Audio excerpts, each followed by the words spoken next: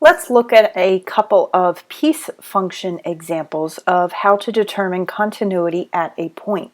We will look at both of these problems from both a graphical and an algebraic point of view, this latter using the 3 tests for continuity that we studied in this lesson. So here we have a piece function defined as the linear equation 10 minus 2x provided that x does not equal 3, but when x equals 3, the y value is given by x plus 1. So let's take a look at the graph of it first and see what we can conclude from that before we walk through the 3 tests for continuity. So the first piece of this piece function is the linear equation 10 minus 2x, which we know is going to have a y-intercept up at 10, and then the slope simply is negative 2. So we'll come down 2 over 1, down 2 over 1.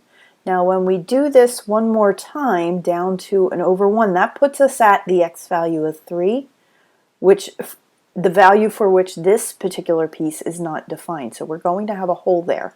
And then we'll continue on, down 2 and over 1. So that piece then looks like this.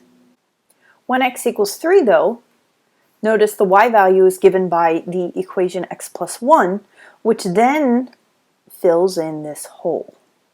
And that is at a y value of 4. So in the end, the 2 pieces together create simply a line. Now let's walk through the actual 3 tests for continuity. Recall that the first test requires that the function value exist at the x value in question. So in this case, we would be concerned with the value of f of 3.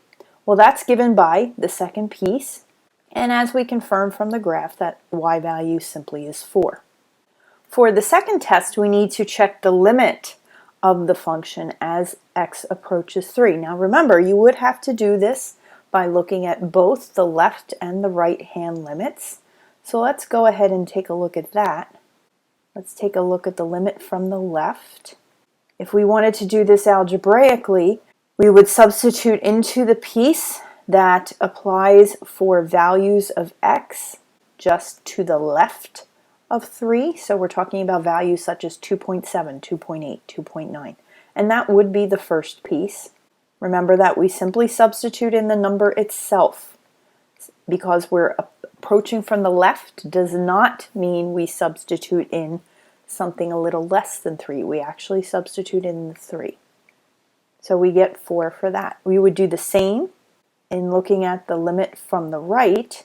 Now we would be substituting into the piece that applies for values of x just a little bit larger than 3. So for example, 3.3, 3.2, 3.1, and we find once again that is the first piece. So we can see these two left and right limits equal each other. So therefore we know the limit as we approach 3 does exist and it equals 4. The third requirement is that the function value, in this case at x equals 3, has to equal that limit, which we see that it does. They both equal 4. So therefore we can conclude that this function f of x is continuous at x equals 3.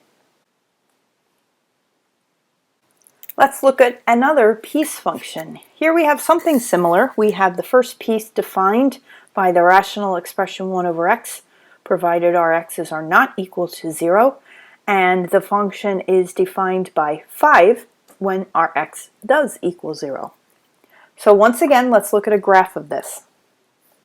The graph of 1 over x simply is that of a rational expression with 2 branches, one in the first quadrant, one in the third quadrant.